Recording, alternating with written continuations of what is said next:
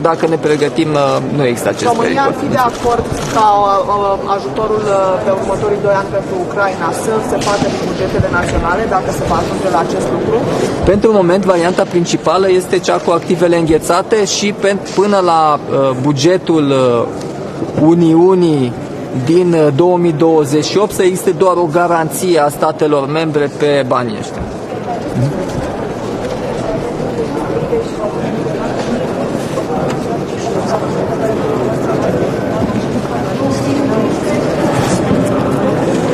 Este o preocupare, dar pe planul de acțiune nu. E vorba de înzestrare pe cele 4 zone de echipament pe care le știți.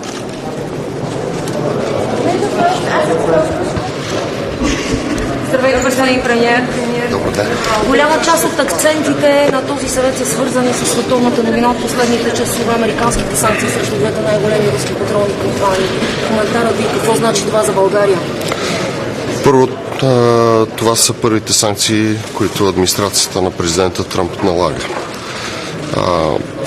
Невъзможността Русия да спре войната, да спре убийствата, кара както Европейски съюз, така и администрацията на Белия дом да предприемат и този икономически подход с налагането на санкции, за да се спре финансирането на войната. По отношение на България.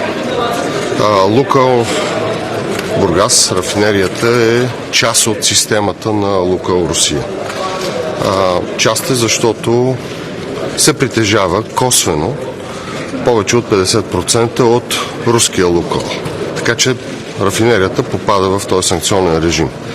По смисъл на генералната лицензия, която е издадена като уточнение на прилагането на санкциите от ОФАК, до 21 ноември има възможност да се извършват всички необходими транзакции и трансфери. Така че ние имаме един месец, в който трябва да направим националното решение за това как да подходиме като държава спрямо рафинерията. Заедно, разбира се, с самата рафинерия и нейния мениджмънт. Искам веднага да кажа, че това не възпрепятства производството и доставката на петролни продукти.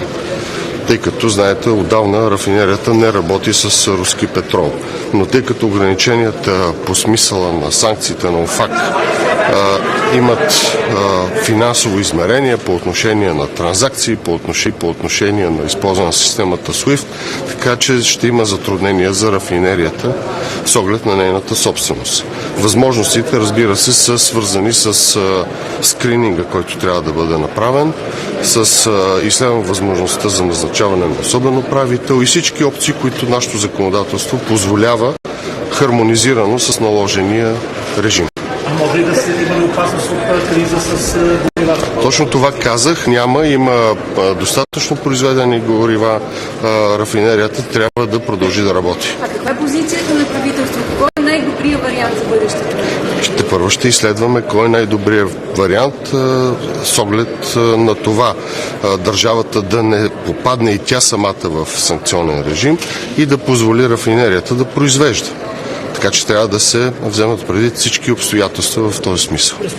Но това ще бъде ясно тези дни, както ви казах, до 31 ноември ние трябва да имаме много ясен отговор. 21.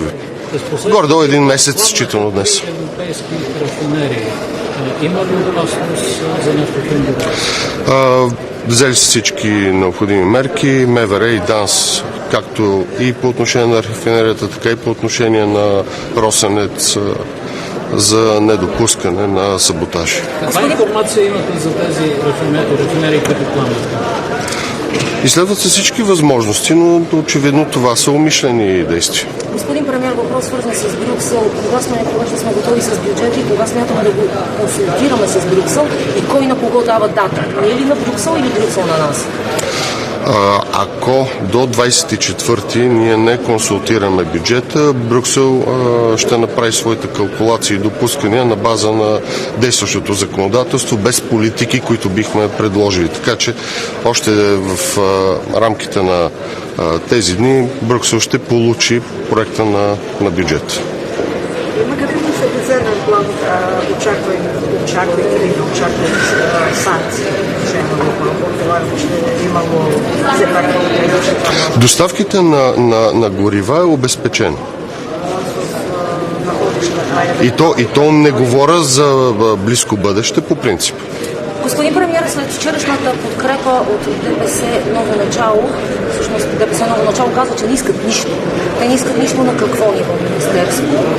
Моят въпрос е, а на замминистерство? Не, нямаме разговор за участие нито структурно, нито персонално на ДПС в изпълнителната власт, в това число и, както видяхте, и на ниво парламент. Тоест няма да има никакви промени в правителството? Не се предвиждат промени в правителството.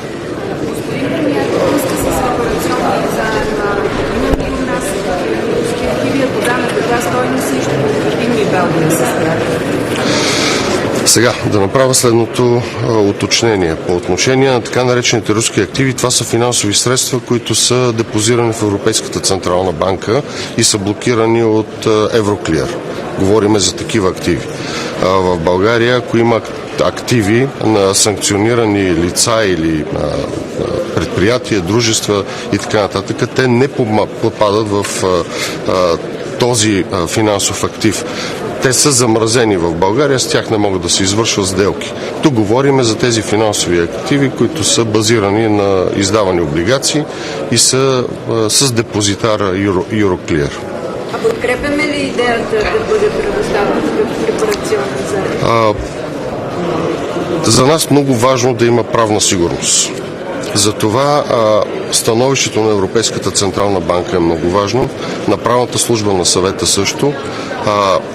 Очакваме ангажименти от страна на Г7.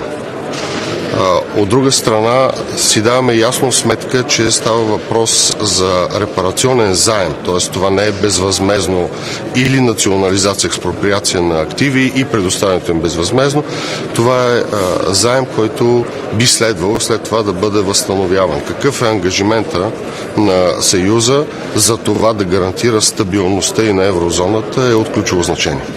Ще имате ли среща в рамките на срещата на върха с Зеленски? Имате ли информация дали Украйна иска още амуниция от България? Не са предвидени такива срещи. Добре. Крайен метал, смисъл там завода, нещата върват. Напротив, когато се договаря акционерно споразумение, това не се прави до момента, в който са готови всички елементи от това споразумение, анексите към него. Очаквайте добри новини другата седмица. Благодаря. Japan doet het niet, Trump doet het niet. Wij zouden de enige zijn in de hele wereld die het moeten doen.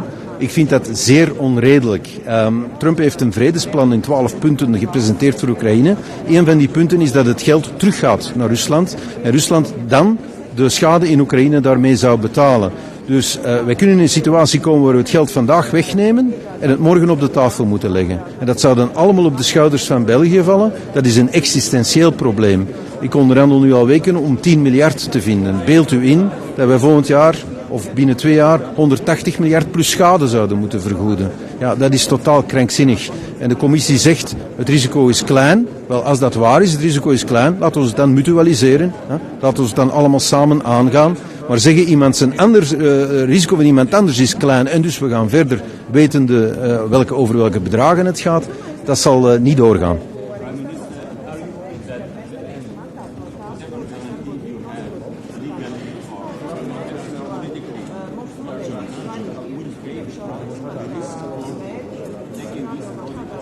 Well, we are a loyal member state of the European Union. We are a loyal ally to Ukraine.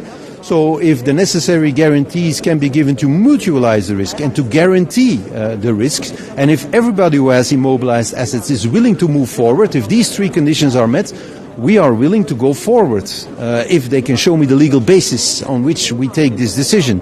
If not, I will do everything in my power at a European level, at a national level, legally and politically, to stop this decision. In this conflict, which means that Sagen, dass nichts durchgeht. Können Sie uns versichern, dass es heute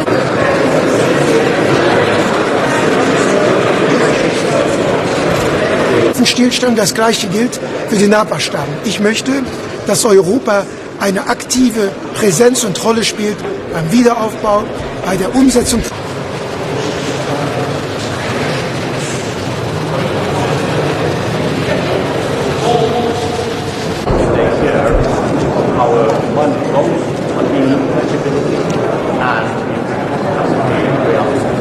That, as you said, the fight against climate change, reducing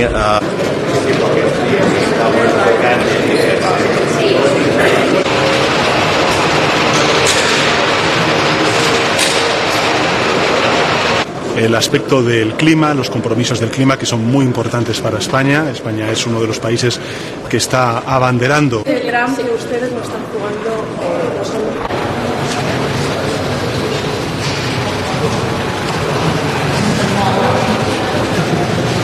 Responsible for the damages caused in Ukraine and has to pay for those damages. And Russia, I think, is an important sign of strength that we are aligned here. We can't outlast this and show that we are.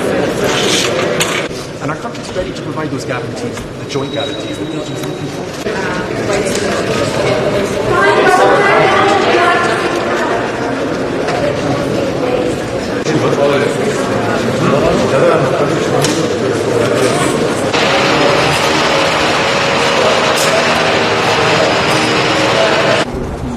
Europäische Verteidigung. Wir werden die Unabhängigkeit verhelfen, die Politik nach auch zu erhalten.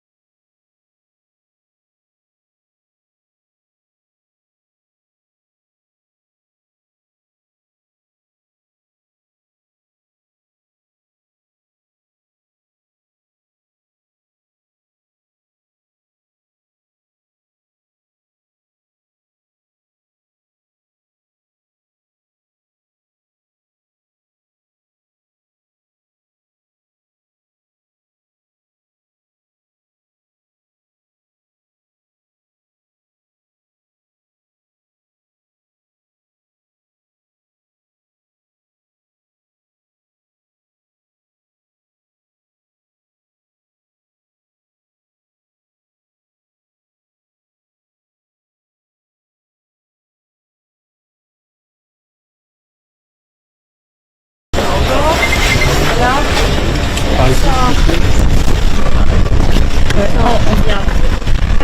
are here today to shape a strong and united response to the European Council's challenges, to our expectations on Russian frozen assets. So now there is a legal pathway, gateway on the table. It's up to the leaders to make the deal now.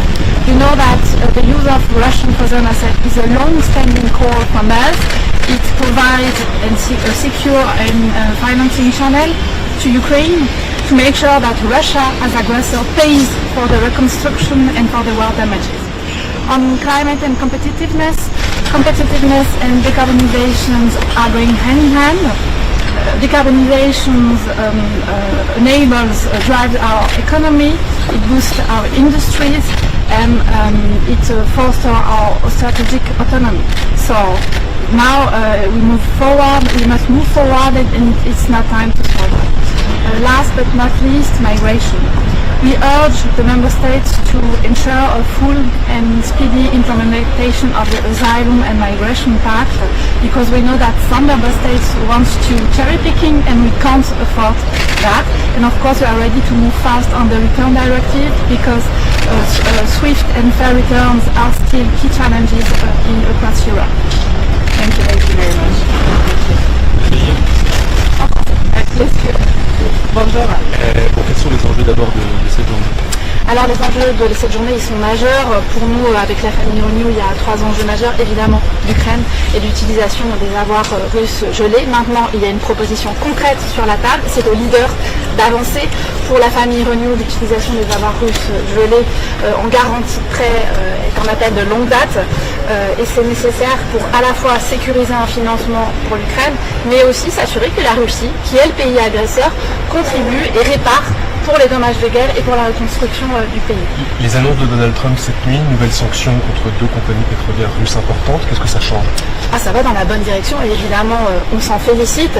C'est la première véritable décision de sanction des États-Unis contre la Russie depuis le retour de Donald Trump. Donc évidemment c'est un symbole fort et vous savez qu'aujourd'hui, j'espère que nous allons aujourd'hui, les leaders vont adopter le 19e paquet de sanctions contre la Russie. Il faut accentuer la pression sur la Russie de Vladimir Poutine pour créer les conditions de l'obliger à venir à la table des négociations pour enfin travailler sur la paix. I have a question from Ukraine. There is some information about new European peace plan for Ukraine from 12 steps. How do you think, is Ukraine actually need like a new European roadmap for peace? So you know that Europeans are from the very beginning on the side of Ukraine and we will continue our unwavering support until there is a long and sure peace. The coalition of the willing is on the run now from the very beginning of this year, with concrete action to make sure that first we have the condition of the peace and to secure that this peace is well respected by the Russians. So every new step going through the peace is important, of course, but what is key is that these conditions are Ukrainians' conditions, and that every plan on the table is done with the Ukrainians, with Volodymyr Zelenskyy, and also with the Europeans, because it is the Europeans who will make and create the conditions to guarantee this peace. Thank you very much. Thank you. Another question Thank from you very Ukraine, much. please. Can we consider future reparation law for Ukraine as a security guarantees for Ukraine? Of course, that's the reason why we are pushing from now more than 1 year to ensure that we can mobilize this frozen Russian asset as a guarantee, financial guarantee, of course, for Ukraine, because now it will be very concrete money for Ukraine, and tomorrow it makes sure that after the war Russia will pay, because Russia is the aggressor and the aggressor has to pay for reconstruction and for the war damages. Thank you very much.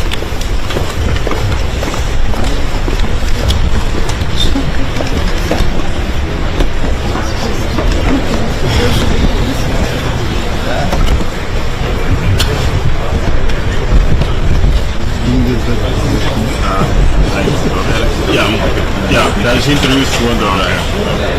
Die eerste van hen leefde volledig. Ja. Die Franse, dat was goed. Want daar gaan we waarschijnlijk nog wat vragen met die Fransen. Nee, oké, maar dan zeg ik gewoon een half. Het gaat nu in klik, dus. Ja.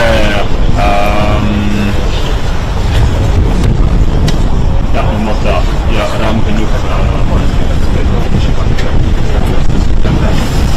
Is it happy?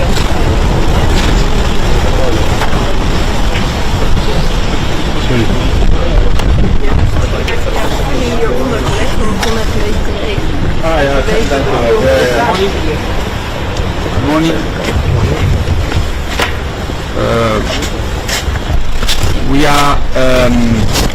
We are convinced that to achieve the goals of the European Summit, we must also launch a process of reform of the European Union for foreign policy, for defense, for security. This morning I will inform our leaders about the good result we obtained yesterday in the European Parliament. We approved a report on the institutional consequence of enlargement, where we want to reduce the veto, we want to enlarge qualified majority, we want to increase the budget capacity of the Union, and we want to increase also democracy, modifying the role of the European Parliament. We think this is essential also to move ahead on defense and security. We need more flexibility.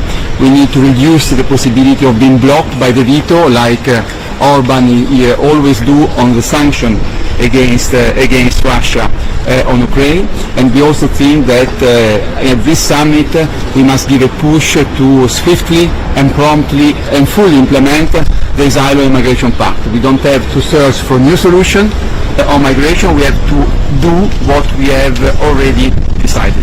Thank you very much.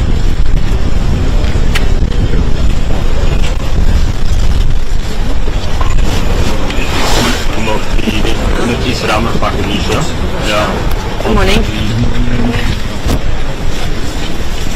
It's not winter yet. I'm very pleased that we have been able to come to the 19th package of the sanction, because we have to put pressure on Russia to come to the peace. At the same time, we have to help Ukraine, and I hope that the leaders will be able soon to come to the decision about the recovery, reconstruction loan. Why is this so important? Until now, we have been able to keep Russia out of Europe. The Ukrainians are fighting for this, and the Moldovans have also been fighting the hybrid war. So also to keep Russia out of the south flank of Ukraine. That's why I'm looking forward that the Council will open clusters soon. We are ready for opening the cluster 1 by November. All the clusters will be ready to be open.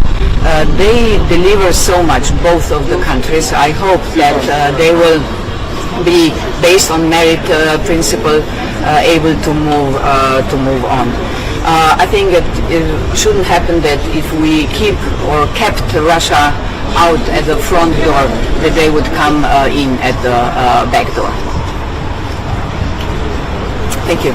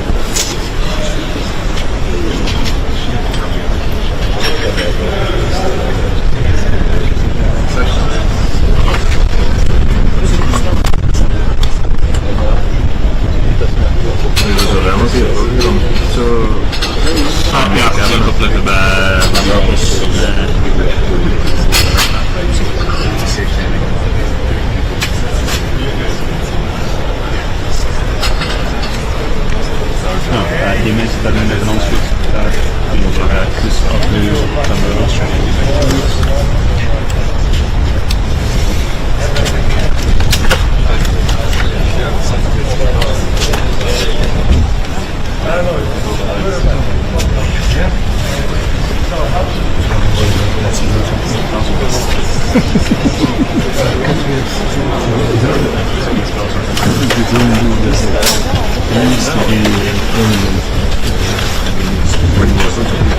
Good morning. Just very briefly, I'm here not as a Prime Minister but as a leader of the opposition in Slovakia. Very happy to be here at the pre-summit with our Renew family. And there are of course important weighty decisions to be made at the European Council. And my main message here to my colleagues from Renew Europe is that despite some of the more confusing attitudes and positions of my government, my country, by and large, that is Slovakia, wants to be, desires to be in Europe that is built on the rule of law, on democracy. My country, by and large, wants to demonstrate solidarity with Ukraine, stand up to Russian aggression, and this has been shown consistently either in opinion polls or even public rallies in support of Ukraine. So Slovakia should not and is not and will not be isolated from the common European endeavor.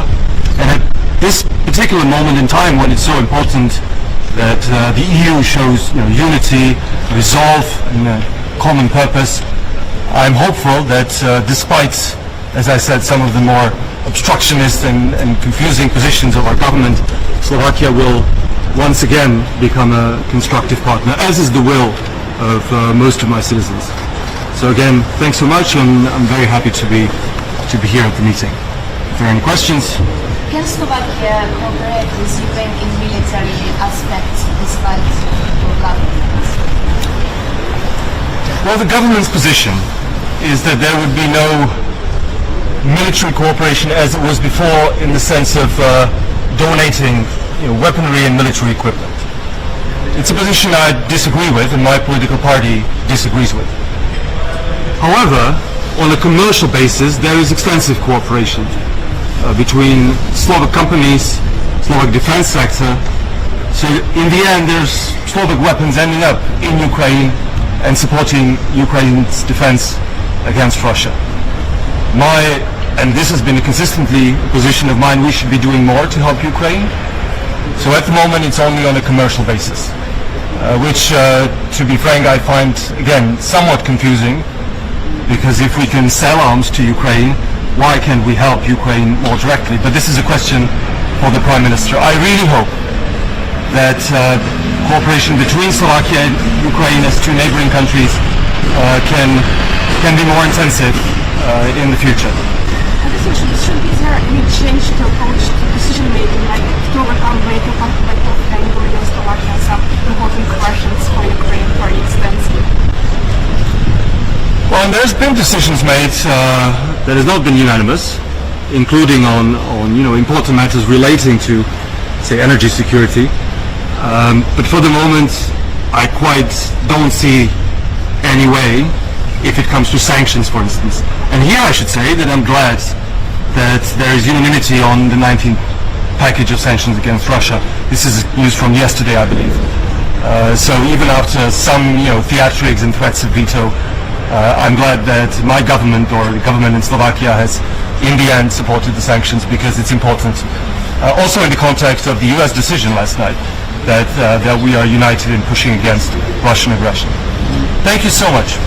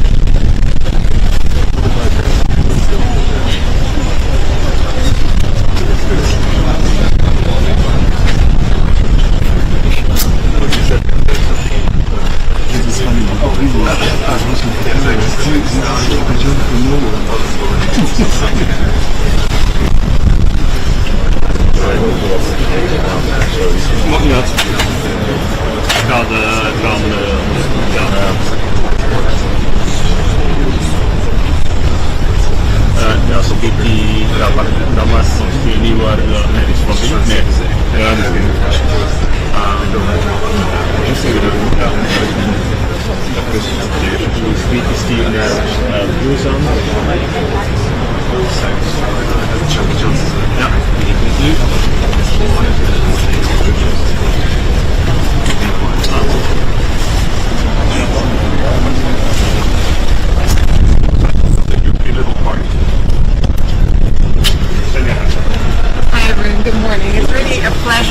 to come together with the Liberal leaders today ahead of the European Summit.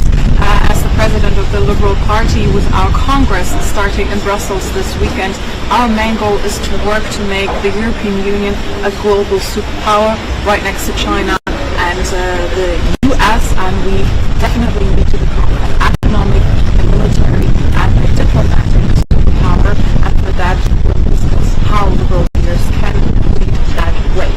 Thank you so much.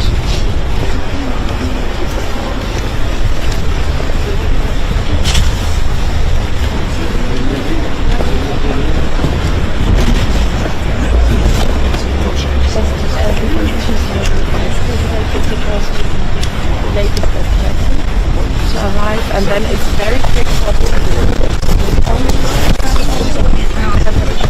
I will get you upstairs.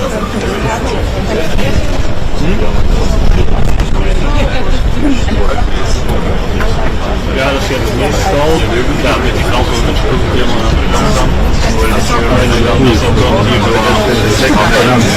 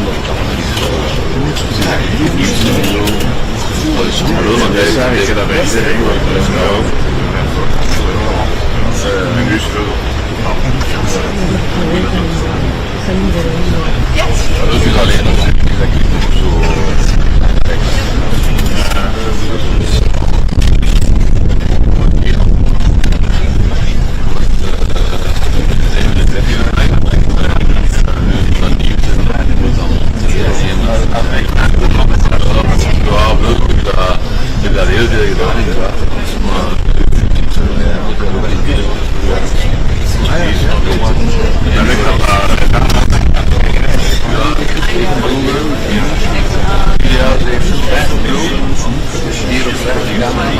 Waar gaan twee met een geluid man vrouwen die dat dan hebben vragen doen.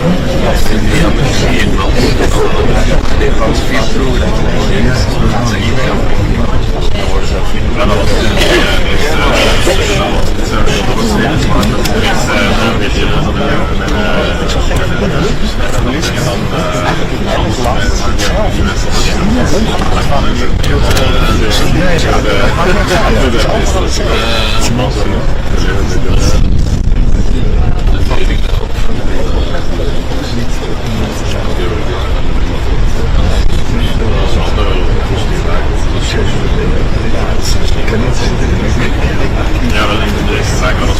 Ja, die komt nu nog aan school, die komt de neus. Alles als die wat sophisticated mensen. Dat zijn mensen die heel veel weten. Die juist lezen. Ja, iemand eigenlijk het serieus van 3 dagen de basis. Dat was een goede tijd. Wat heb ik nu? Ja, dat was het. Ik heb hier heel veel bedienen. Ja, ik had daar gedaan. En deling toestaan. Die was toen zo aan het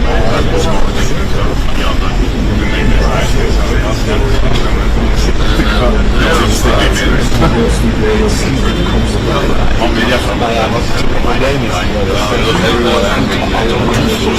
Ze is geen sociaal, links, agressief, met een mooi verhaal, dat mensen iets hoopvols voor zo. Het is allemaal in minder vrezen. Dat is helemaal niet aan het verhaal. En daarom gaan mensen naar met iedereen heeft financieel massaal.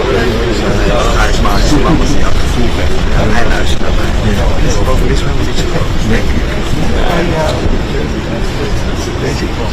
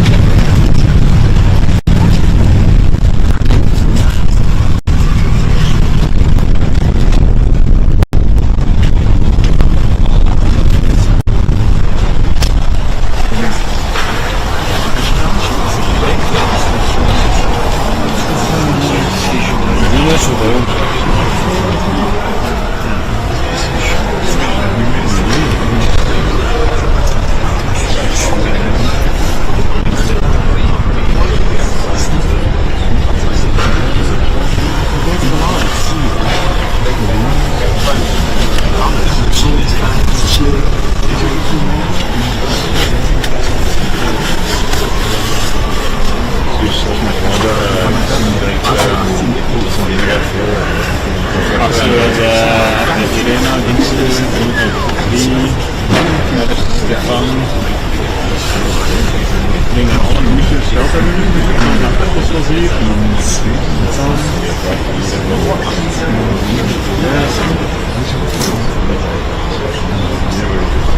Ja, die allemaal door is. Dat is dan zo gezegd dat er iets was.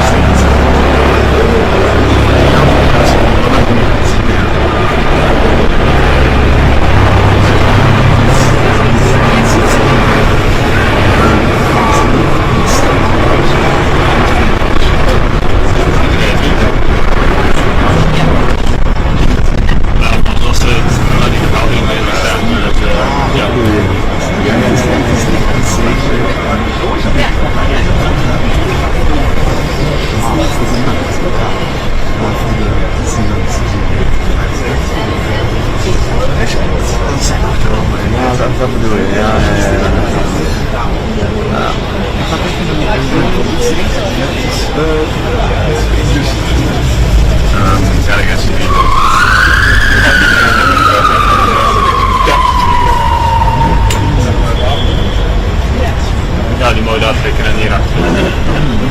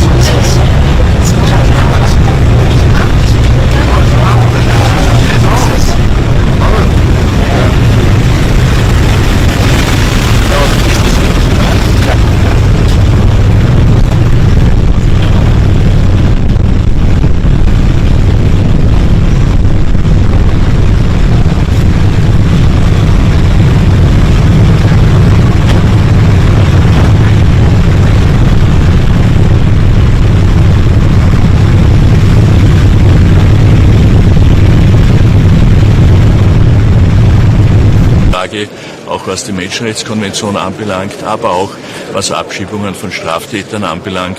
Wir waren das erste und einzige Land, das nach Syrien abgeschoben hat und jetzt auch nach Afghanistan. Man sieht, dass wir hier auf dem richtigen Weg sind. Und auch in der Frage der Wettbewerbsfähigkeit wird es darum gehen, mit Hausverstand auch an die Klimaziele heranzugehen. Das heißt, die Frage der Gratiszertifikate ist auch eine der Wettbewerbsfähigkeit in der Europäischen Union.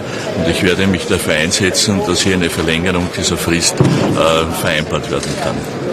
Zu den Frozen Assets der Nutzung, da gibt es ja auch Diskussionen, auch heute, die damit jetzt beginnen. Wie ist denn da der Stand und sind Sie zuversichtlich, dass das heute klappen kann?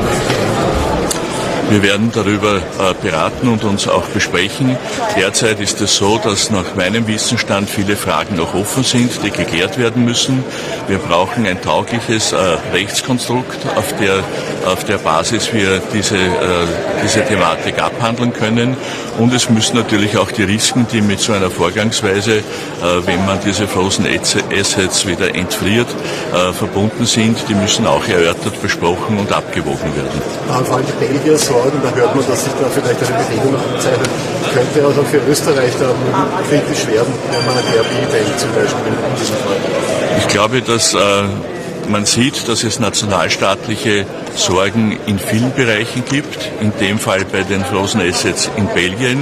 Was die RB anbelangt, habe ich diese Sorge als österreichischer Bundeskanzler, dass hier vielleicht nicht in allen Dimensionen diese Frage schon beurteilt und betrachtet wurde, weil für mich nicht nachvollziehbar ist, dass wir mit Sanktionen, wo wir Druck auf Russland ausüben wollen, an den Verhandlungstisch zu gehen und eine Friedenslösung zu besprechen und zu verhandeln, dass diese Sanktionen jetzt die Wirkung haben, dass sie einen russischen Oligarchen zweimal bevorteilen, einmal durch eine Geldzahlung und einmal, dass er Gesellschaftsanteile behalten darf. Das kann ja nicht der Sinn sein. Und ich werde mich daher weiter dafür verwenden, dass wir hier eine vernünftige, eine faire und auch den Intentionen der Europäischen Union entsprechende Lösung gefunden wird, weil es wäre ja verwunderlich, wenn wir eine europäische Firma, ein Unternehmen aus Europa, aus Österreich, schlechter stellen als einen russischen Oligarchen im Einflussbereich von Putin.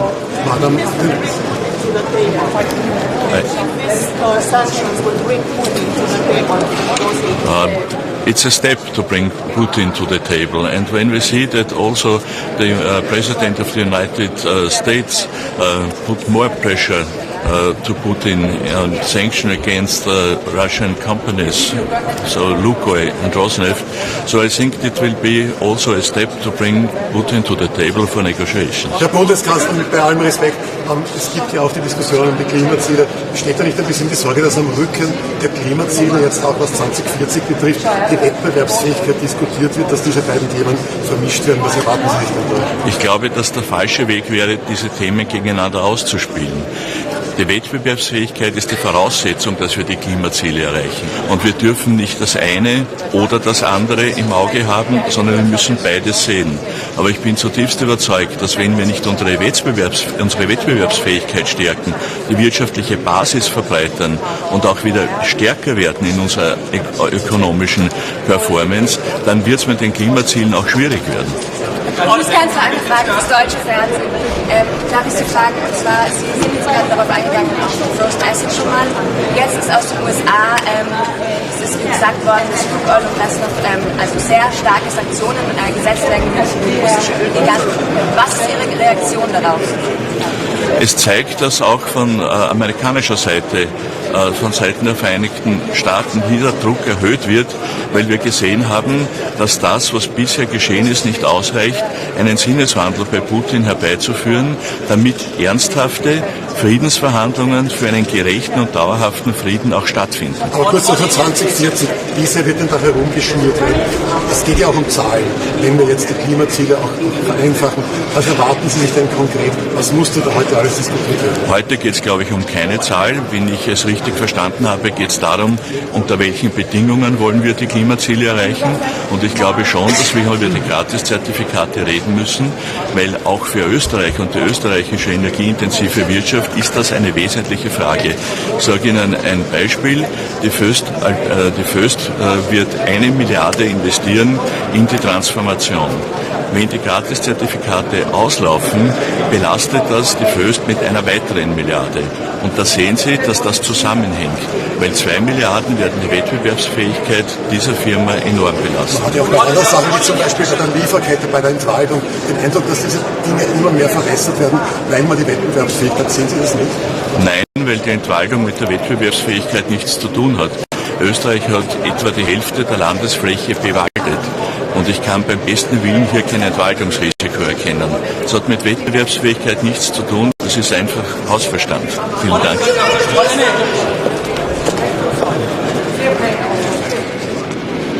Så vi har behov for det, vi også gør i Danmark, nemlig køb.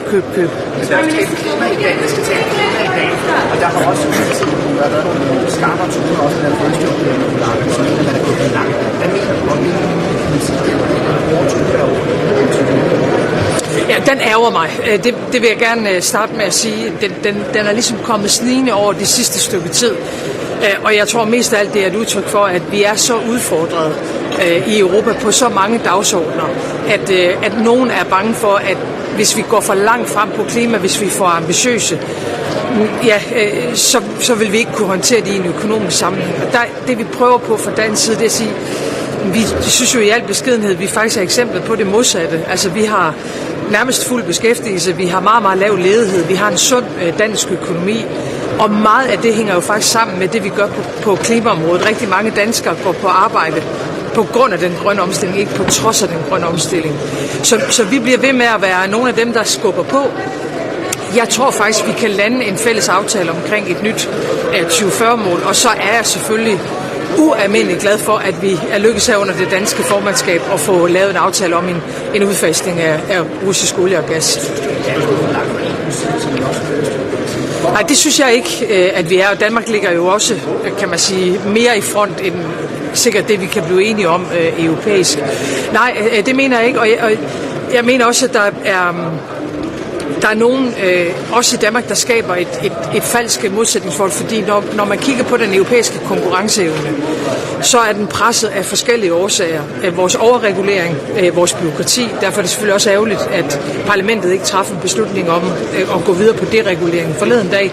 Men vi er det også, fordi energipriserne er for høje. Det mærker man i husholdningerne, men det mærker man også i det samlede europæiske erhvervsliv. Så for mig at se er noget af det vigtige i den grønne omstilling nu og i klimakampen, det er jo at få nedbragt udgifterne på energi, og det kan vi gøre, hvis vi omstiller til renere energikilder. Så jeg ser det ikke som en modsætning. Jeg ser det jo i virkeligheden modsat, men det er jo også fordi, jeg er dansker. Hvorfor er det vigtigt at den norske regjeringen er med og garanterer disse pengene til Ukraina? Jamen altså, Norge spiller jo en meget, meget aktiv rolle omkring Ukraine, og selvom Norge ikke er EU medlemsland, så arbejder vi meget, meget tæt sammen, både på sanktionssporene, men også i forhold til de militære donationer. Hvad den norske regering gør, blander jeg mig ikke i, men det er klart, at hvis vi skal lykkes med at få lavet den her mekanisme med et reparation loan, så er det vigtigt, at så mange lande som overhovedet muligt bidrager. Tak. Hvad gør vi med internationalt?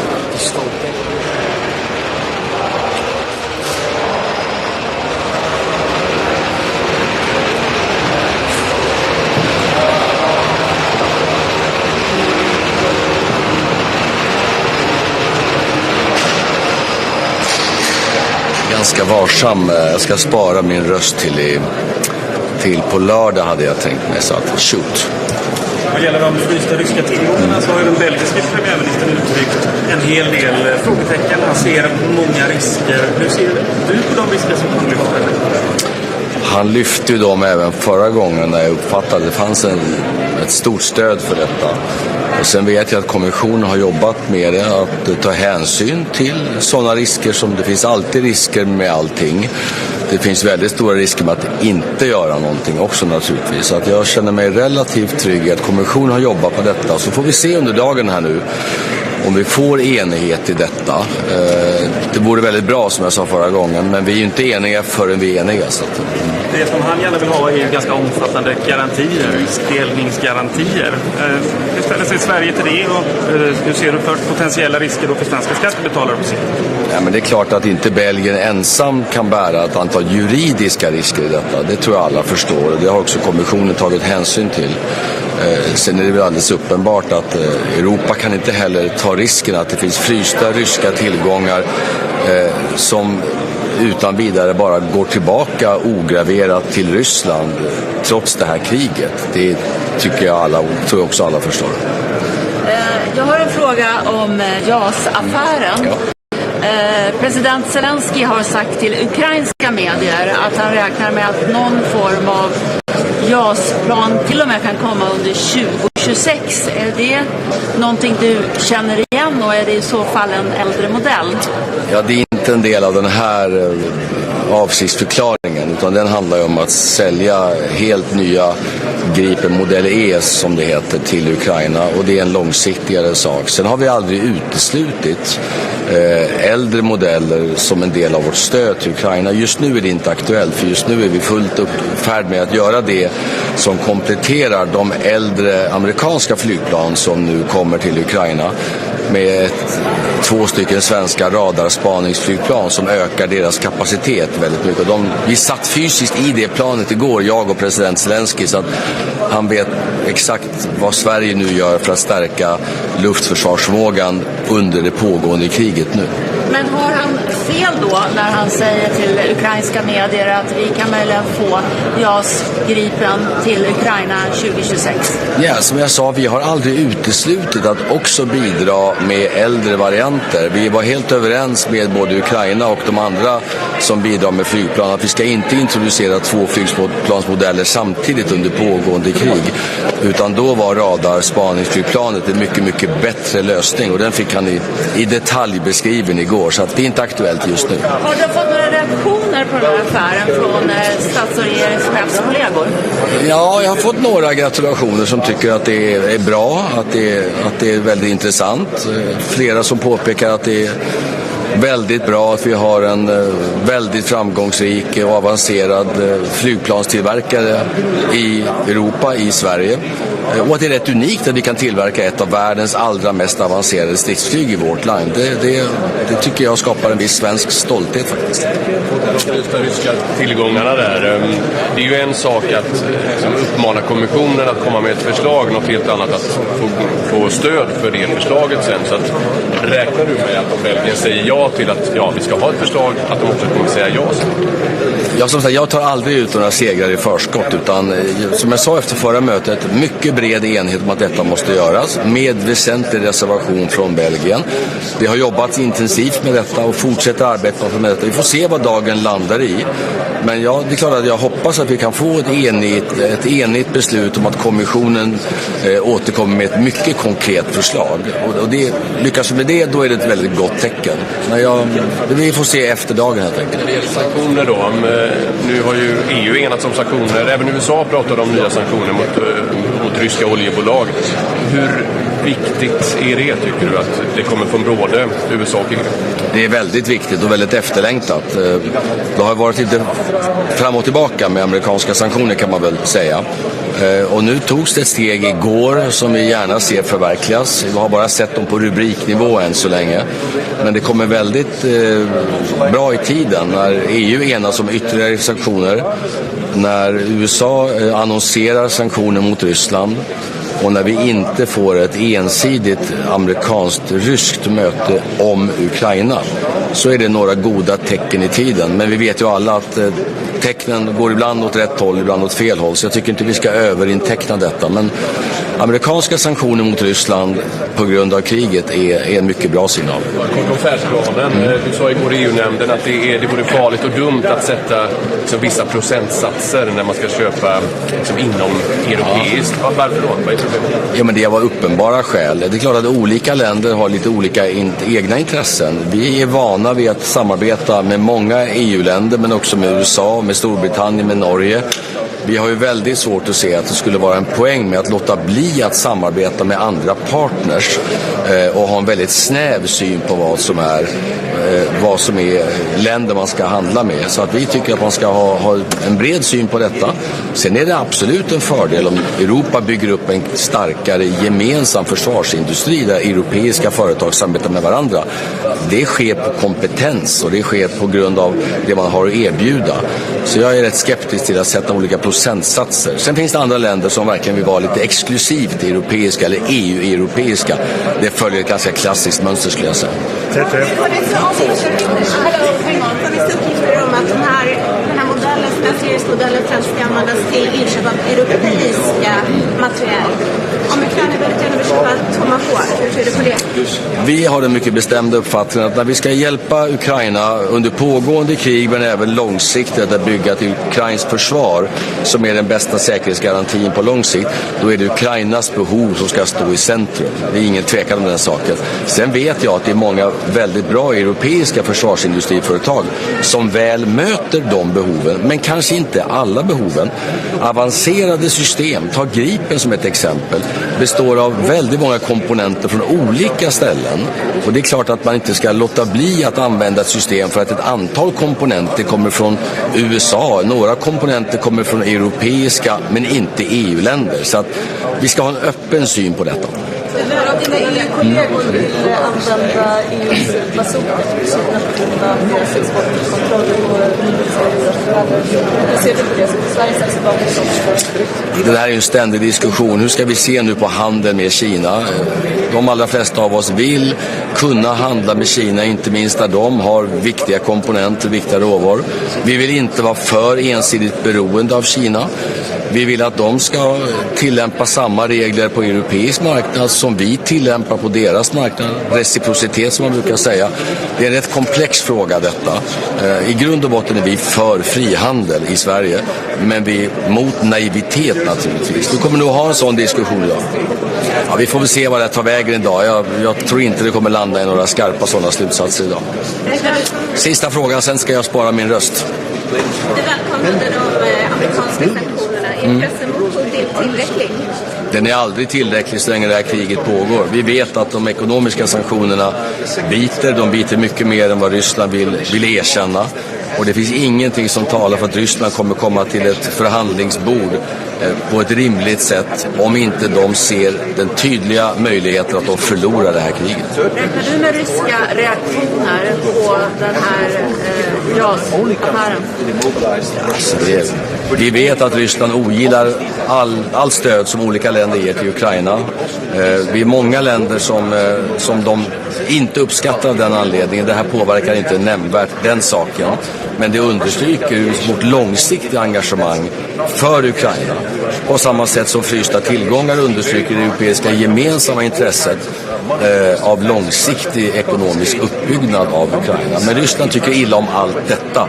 Det förvånar inte oss förstås. Men ingen ökad gråzonsaktivitet? Nej, det skulle jag inte säga att det gör. Utan de vet redan exakt var vi står någonstans i kriget mellan Ryssland och Ukraina. Din belgiska kollega, det lät som att han precis sa att det finns ingen legal base ännu som han har sett för att använda de frysta. Vi får se hur diskussionen artar sig. Vi hade den diskussionen förra gången också och jag vet att kommissionen har jobbat mycket sedan dess. Så att jag utropar ingen seger i frågan förrän vi är färdiga. Men jag känner ett mycket brett stöd för att använda de ryska frysta tillgångarna. Tack så länge. Tack så länge.